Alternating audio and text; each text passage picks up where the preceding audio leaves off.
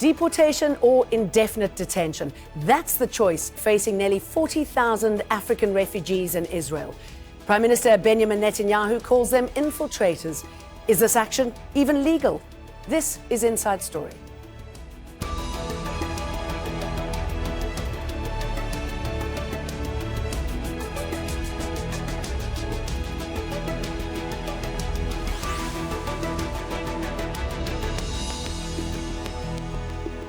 Hello, welcome to the program. I'm Jane Dutton. They endured a dangerous and desperate journey to escape war, persecution and hunger in their countries. Tens of thousands of refugees, mainly from Eritrea and Sudan, have travelled through Egypt seeking a better life in Israel. But the government calls them infiltrators and says they threaten what it calls Israel's Jewish character.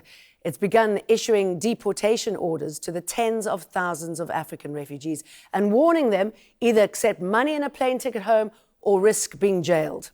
We'll get to our guests in a moment, but first, Imran Khan reports from Tel Aviv. It's a common sentiment among asylum seekers here in Israel who are being issued with deportation notices. No, I'm ready to stay in a prison. Mulib Han Gabriel is another man who fears for his future. He's 27 and from Eritrea. After a 4-year journey which involved prison time in Egypt and Israel, he's now been handed a deportation notice. He says the Israelis have dismissed his asylum claim out of hand.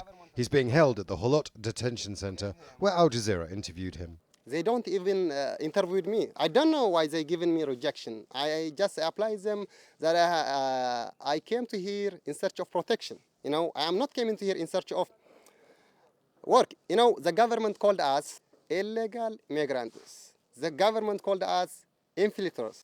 Immigration experts say his case is typical, but these new notices target people outside of the Holot detention center.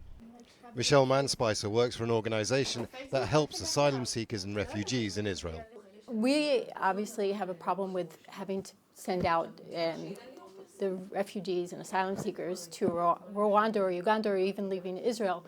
I mean, these countries aren't safe for them. What's happened, they're going there, and they're not being allowed to stay. So they go there, and research shows, the research that came out recently, that they get there, and then they have to start all over again and going through countries that are very dangerous to try and get into situations where they can stay because it's not safe to stay in Rwanda and Uganda. Israel has a hardline policy. The first round of deportation notices has been issued to refugees and asylum seekers from Eritrea and Sudan. That's about 200,000 people, and they have 60 days to leave the country. According to government figures, there are some 39,000 Eritreans and Sudanese in Israel, including 5,000 children.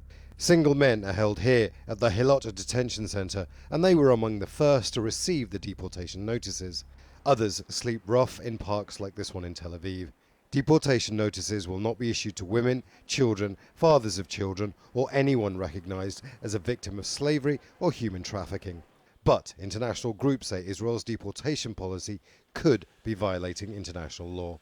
Imran Khan, Al Jazeera, Tel Aviv.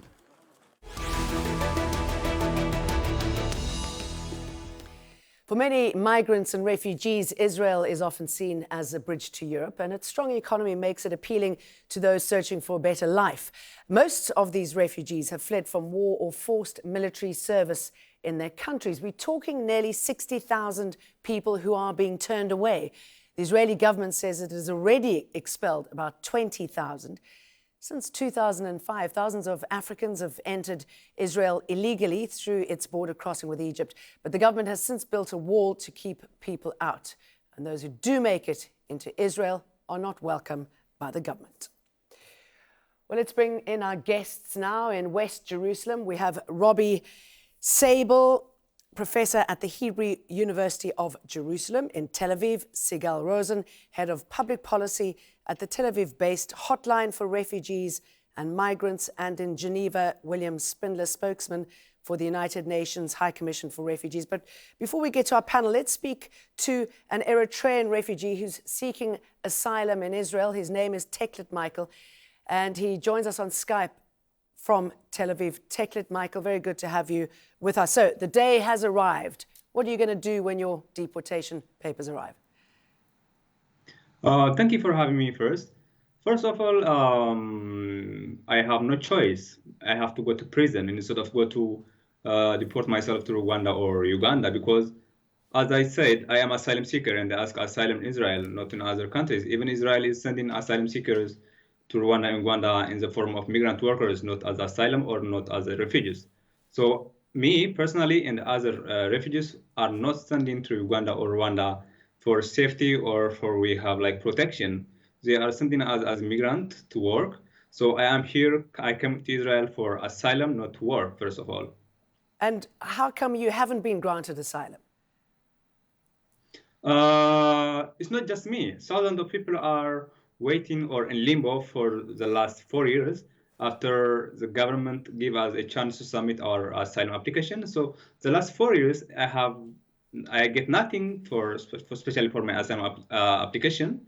I don't know. It is a question for the government. I don't have any answer for that, but I can say it is basic like racial motivated system by the government. Specifically for the people who came from a dictatorship from Eritrea and genocide from Sudan. Other than that, how have you been treated in Israel, and why is it that it's a country that you want to remain in, even if it is in a jail? First of all, for the last 10 years, I have been welcomed by the public, not by the government. The government policy is completely against asylum seeker in general. So we didn't get any chance or system to be welcomed. So that's why I said, because this is the policy of the government to deport us or to put us in prison or in jail. That's why I chose to be in jail than to go to Rwanda or Uganda. What sort of situation did you escape from in order to make it to Israel? And tell us a little bit about your story in Eritrea and your journey there. First of all, I was an athlete when I was in Eritrea, and I was imprisoned by the Eritrean regime without any crime, without anything. They put me in prison and they forced me to the army while I was an athlete, while I was also a student. And they asked them to return me back to my education and to my sport. But they refused me and they asked me to be in the army. If I refuse that, my chances are like completely different. So I ran away from the military base from the western part of the country.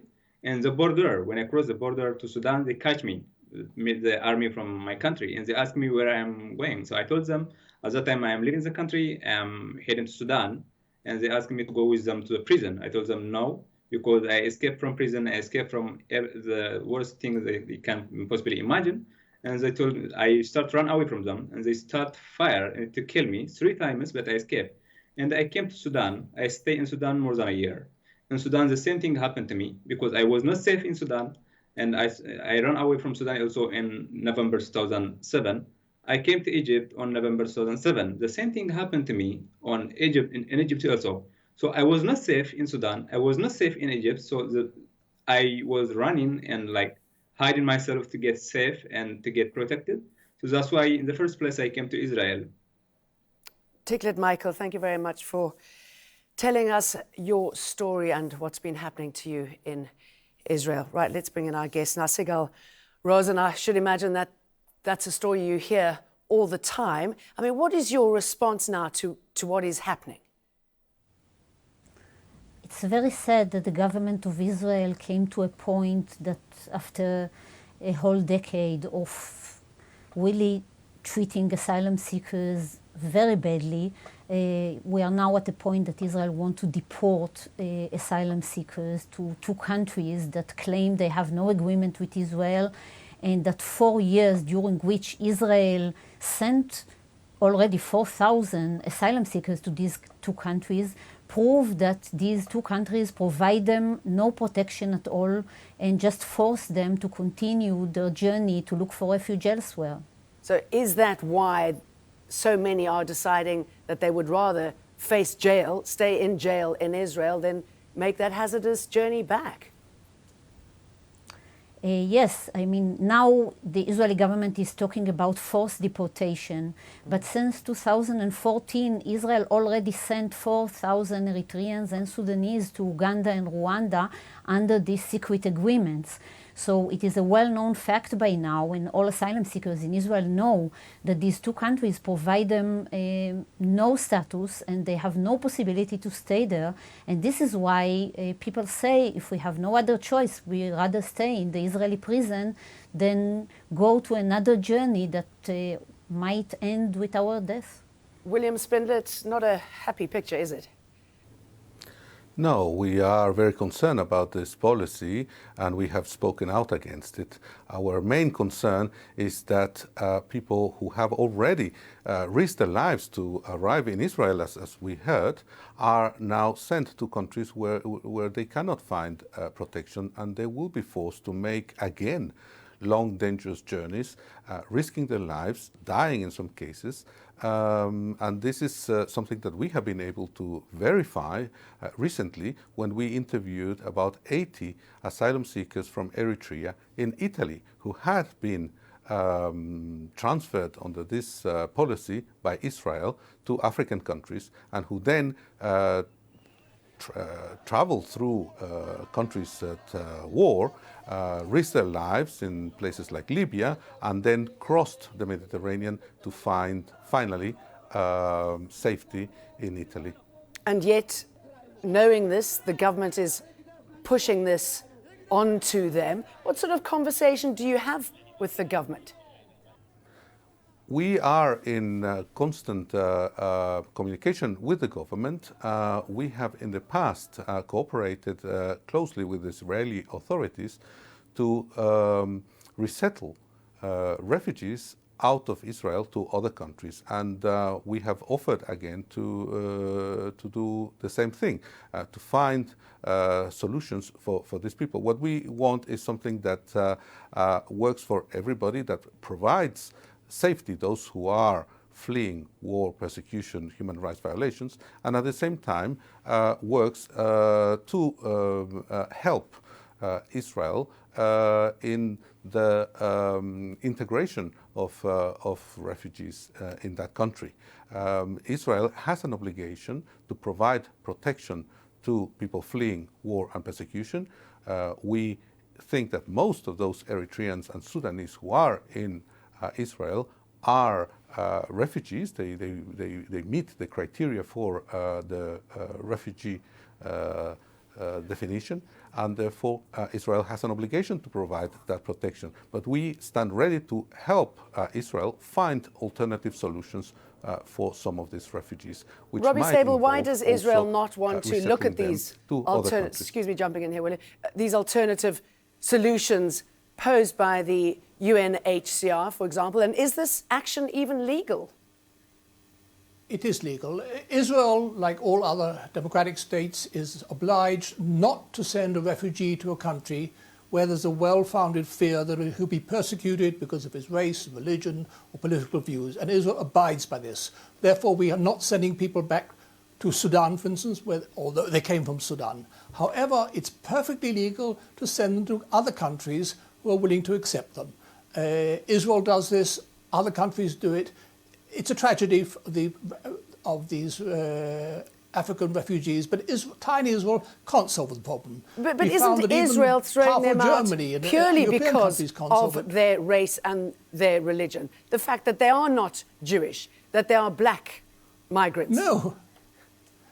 In the last 2 years, we've deported, I believe, 10,000 Ukrainians, and they're not black. In other words, these people enter the country illegally. When they were in Israel, we provide them with the necessary protection, but we're not obliged to absorb them, and no country is. There's no country in the world that says we will absorb all African refugees. No country, and certainly not tiny Israel. But Israel is sending them to countries where they are facing persecution, where they are not being looked after, where they're being kicked out, and they have to go back on that hazardous journey. Israel knows that. The legal criterion is you cannot send them to a country where there's a well-founded fear, as I said, of their being persecuted because of their religion or race or something. But you can send them to a country that may not be as prosperous as Germany. We don't have to. Germany is not willing to accept them. But these are Africans. We provide them with a large sum of money to help them settle down. I agree. They might prefer to go to Italy, but that's up to Italy.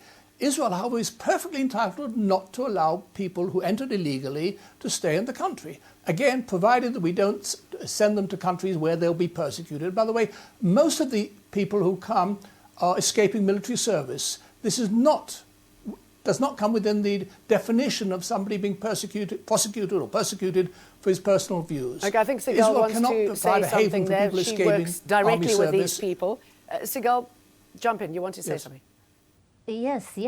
Well, first of all Western countries agree that national service evaders from Eritrea are recognized by refugees. Courts around the world recognize them as refugees because they will be persecuted if they return to their country, and this is exactly the definition of a refugee. And therefore it is not correct to say that just because they are national service or army evaders, they should not receive refugee status. In addition, Israel sent them to two countries, Rwanda and Uganda. The problem with these countries is not that there are poor African countries. The problem is that they do not grant them status. Uganda provides refugee status to millions of people, but not to Eritreans who come from Israel. And this is our main problem and concern, because the agreements are secret. And we are now asking why these agreements are secret. And in addition, these countries deny that there is even an agreement. Both Rwanda and Uganda claim that they have no secret agreement with Israel, and they keep on repeating that they refuse to accept asylum seekers by force. So how dare Israel send its extremely small number of refugees, and we are now talking about 34,000 Eritreans and Sudanese, we are sending them to two poor countries who have to handle a much larger number of refugees, and they even don't admit that they agree to accept these people by force. So I totally disagree with everything you have said. And Robbie, can I just bring up something you mentioned a little bit earlier on about Israel being a democracy and how it's operating at the moment? I mean, Israel prides itself or likes to boast about being the only democracy in the region. But if you look at the Arab countries surrounding Israel or in the region, they don't turn back refugees. I mean, look at Jordan, look at Lebanon, for example. Look at the treatment of the Palestinians by the Israelis. That flies in the face of democracy, doesn't it? Israel has absorbed millions of refugees. Jordan, by the way, I agree Jordan is very liberal, but they're absorbing Arab refugees. Lebanon is absorbing, we've absorbed Jewish refugees. But can I come back to another issue? Escaping military service is not being persecuted because of your religious views or political views. Yeah, but we know about the military service in Eritrea. I mean, it's a different service. Let's say in France. I think what Sigal was laying out there is that it's a different scenario there in Eritrea. But if somebody wants to escape Russian military, other countries have conscription. If you try and escape it, that doesn't mean you're being persecuted because of your views.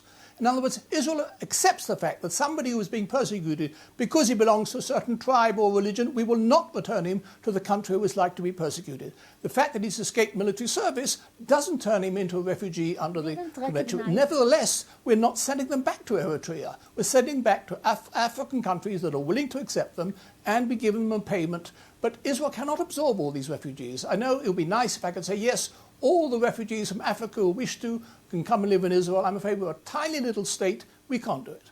William, what is the problem here? I mean, is there a feeling that Jews are not welcome in Israel now? It doesn't matter. I mean, sorry, non-Jews are not welcome in Israel now. It doesn't matter what sort of persecution they're facing at home. How do you deal with this, I guess, racism as well in your work and when you are talking to the government? Well, until 2012, the Israeli authorities were granting humanitarian status to Eritreans and Sudanese. But then the policy changed. And since then, very few, if any, Eritreans or Sudanese have been recognized as refugees. I think 10 Eritreans have been recognized as refugees in Israel and 1 Sudanese. We would expect, with the situation in those countries, what it is, the recognition rate for these nationalities to be much higher. In Europe, for example, Eritreans are 90% of asylum seekers from Eritrea are recognized as refugees on average in European countries. So we would expect Israel to have a much higher recognition rate for Eritreans. The same goes for Sudanese. Of course, each case has to be looked at individually at its individual circumstances, but we have concerns about these very low recognition rates and the fact that Israel is not letting many of these people apply for asylum in Israel. We are also concerned about the new policy to send people who have not applied for asylum to countries in Africa, because we think that people will not find protection once they get there, and they will be forced to move around looking for protection and risking their lives in that way. Which is what we're already seeing. Robbie, really tell us a little bit more, about the deal with these African countries. We know that Rwanda is definitely one of them. I mean, what is it? Is it a case of money? Is it a case of corruption? The fact that they're taking refugees, migrants that another country doesn't want to look after? I'm not an expert on African relations, but as far as I know, Rwanda has a reputation for being a liberal country and absorbing refugees not only from Israel but from other countries. It's welcomed refugees from its neighboring countries, and it's willing to accept people from Israel, provided they're willing to go, and the people up to now have been willing to go. They've been provided sums to help them. Again, I should point out that even a refugee, if somebody is recognized as a refugee, there's no obligation to absorb them. The only thing you can do is non-refoulement. You cannot send them back to countries where they'll be prosecuted. But even if somebody is a refugee, no country is obliged to grant them citizenship, and very few countries do. In other words, there's no law. Robbie, what about offering them jobs? I mean, why don't you absorb them into society, considering how many workers Israel does take on to help out? Why don't you absorb these workers? The majority of them want to work. The majority of them are working already. It's a legitimate question. When there were small numbers, Israel was doing this. The moment it became known that Israel was absorbing, then we began to receive enormous numbers. And every country is liberal, most countries are liberal when it's small numbers. But in large numbers, we had to say, I'm sorry, we cannot absorb them. In other words, when there was a few thousand, Israel did this. The moment we began receiving, and there were months we were receiving tens of thousands a month, we could no longer absorb it. Again, look at the size of Israel. How many refugees can we absorb? And here Israel had to say, I'm sorry, we feel sorry for them, we'll help you financially. We cannot be the solution to the terrible conditions that exist in parts of Africa. Okay, Sigal, a lot of them are not going to leave. We heard from our guest earlier on that they would rather choose jail than being sent home. I'm just wondering what options you have now. What sort of conversation are you having? I mean, there have been protests on the street. Many Israelis, many Jews are angry and upset about this. Where to from here to make sure that they are looked after? Well, first of all, a lot of Israelis are protesting against the government plan to deport refugees, genuine refugees, to two countries that it is well known they don't absorb them. I was listening and hearing that Rwanda and Uganda hosting refugees. Yes, they do host refugees, other African refugees. They refuse to accept refugees from Israel. And we see it for the last 4 years. This is why no one stayed there. This is why all asylum seekers who ran away from Israel found themselves in other places or drowned in the sea on their way to Europe.